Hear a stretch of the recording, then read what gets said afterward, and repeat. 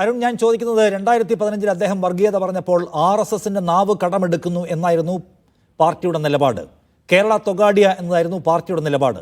അതേ സ്വഭാവത്തിൽ ഇന്നും വെള്ളാപ്പള്ളി വർഗീയത പറയുന്നു. അദ്ദേഹം RSSന് വേണ്ടി പണിയെടുക്കുകയാണ് എന്ന അഭിപ്രായം ഇന്ന് പാർട്ടിക്കുണ്ടോ?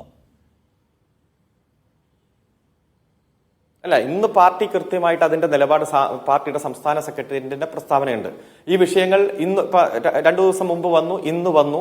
കൂടുതൽ പഠിച്ച് കാര്യങ്ങൾ മനസ്സിലാക്കി പ്രതികരിക്കേണ്ടത് ശക്തമായിട്ട് പ്രതികരിക്കും. ഇന്ന് കൃത്യമായി പറഞ്ഞിട്ടല്ലോ, മതങ്ങളുടെ സാരം ഏകമാണെന്ന് പ്രസ്താവിച്ച അതേ SNDP തന്നെ ഇപ്പോൾ നടത്തുന്ന പ്രസ്താവനകൾ സമൂഹത്തിൽ വിള്ളലുണ്ടാക്കുന്നതാണ്. അത്തരത്തിൽ SNDP പോകരുത് എന്ന് തന്നെ കൃത്യമായി പറഞ്ഞിട്ടുണ്ട്. സഖാവ് M സ്വരാജ് അടക്കം കൃത്യമായി തന്നെ പ്രതികരിച്ചിട്ടുണ്ട്. പല നേതാക്കന്മാർ പ്രതികരിച്ചിട്ടുണ്ട്. ഞാൻ സൂചിപ്പിച്ചത്, ഓരോ വിഷയങ്ങൾ ഉയർന്നു വരുമ്പോൾ ശരിയായ നിലപാടാണ് ഞങ്ങൾ സ്വീകരിക്കുക.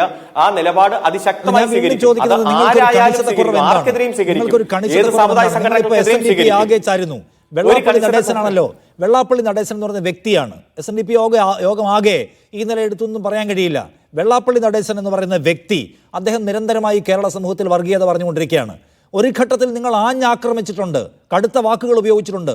ഈ നാട് മുഴുവൻ VS അച്യുതാനന്ദൻ നടന്നു പ്രസംഗിച്ചിട്ടുണ്ട് ഇദ്ദേഹത്തിൻ്റെ ഈ വർഗീയ ഇനീഷ്യേറ്റീവിനെതിരെ. ഇന്ന് പക്ഷേ VS അച്യുതാനന്ദൻ കിടപ്പിലായിപ്പോയി. ഇന്ന് പക്ഷേ പാർട്ടിക്ക് കണിശസ്വരമില്ല, ഉപമകളില്ല, ആഞ്ഞാക്രമണമൊന്നുമില്ല. പറയുന്നത് മുഴുവൻ പുകഴ്വാചകങ്ങളാണ്. പിന്നെ ഒരു കുറിപ്പിറക്കിയപ്പോൾ ഏത് സന്ദർഭത്തിലുള്ള കുറിപ്പാണെന്ന് പോലും മനസ്സിലാവാത്ത പുകപടലങ്ങളുമാണ് അതിനകത്തുള്ളത്. നിങ്ങൾക്ക് ഈ ഒരു മാറ്റം സംഭവിക്കുന്നത് എന്തുകൊണ്ടാണെന്ന് ഞാൻ വളരെ ജെന്യൂനായി ചോദിക്കുകയാണ് അരുൺകുമാർ. അതിന് കൃത്യമായിട്ടുള്ള മറുപടി സഖാവ് VSഉം സഖാവ് പിണറായിയും സഖാവ് ഗോവിന്ദമാഷ് അടക്കം പ്രതികരിച്ച സമയത്തെല്ലാം അതിശക്തമായിട്ടുള്ള നിലപാടെടുത്തിട്ടുണ്ട്. ആ നിലപാട് തന്നെ തുടരും.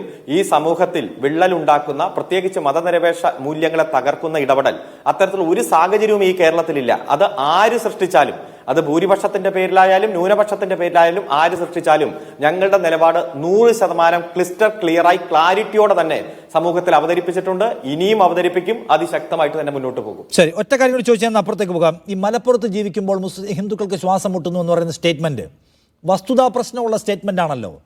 പിന്നെ കാന്തപുരം, എല്ലാം സർക്കാർ കാന്തപുരത്തോട് ചോദിച്ചിട്ടാണ് ചെയ്യുന്നത് എന്ന് പറയുന്നത് വസ്തുതാ പ്രശ്നമുള്ള സ്റ്റേറ്റ്മെന്റ് ആണല്ലോ. കേവല വർഗീയത മാത്രമല്ല, അതിൽ വസ്തുതാ പ്രശ്നമുണ്ട്. അതെന്താണ് നിങ്ങൾ അതിനെ അഡ്രസ്സ് ചെയ്യാത്തത്? എന്താണ് ഈ പറയുന്ന വെള്ളാപ്പള്ളി നടേശൻ കേരളത്തിലെ ഏറ്റവും വലിയ സമുദായ സംഘടനയുടെ തലപ്പത്തിരിക്കുന്ന ആളാണ്. അദ്ദേഹം പറയുന്നതിനെ എടുക്കുന്ന ആളുകൾ ഉണ്ടാകുമല്ലോ, ഉറപ്പായിട്ടും ഉണ്ട് താനും.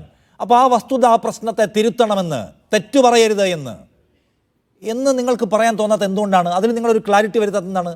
തുറന്നു കാണിക്കൽ പരിപാടികളില്ലാത്ത എന്തുകൊണ്ടാണ്? ഇവിടെ അല്ല, ഞാൻ പറഞ്ഞല്ലോ, ഇപ്പൊ ഈ കേരളത്തിൽ ജീവിക്കാൻ ഒരാൾക്കും ശ്വാസം മുട്ടില്ല. കൃത്യമായി അന്തസ്സോടെ ജനിച്ച നാട്ടിൽ ജീവിക്കാൻ ഉള്ള മൗലിക അവകാശം വിനിയോഗിക്കാൻ കഴിയുന്ന ഇന്ത്യയിലെ ഏക പ്രദേശമാണ് കേരളം.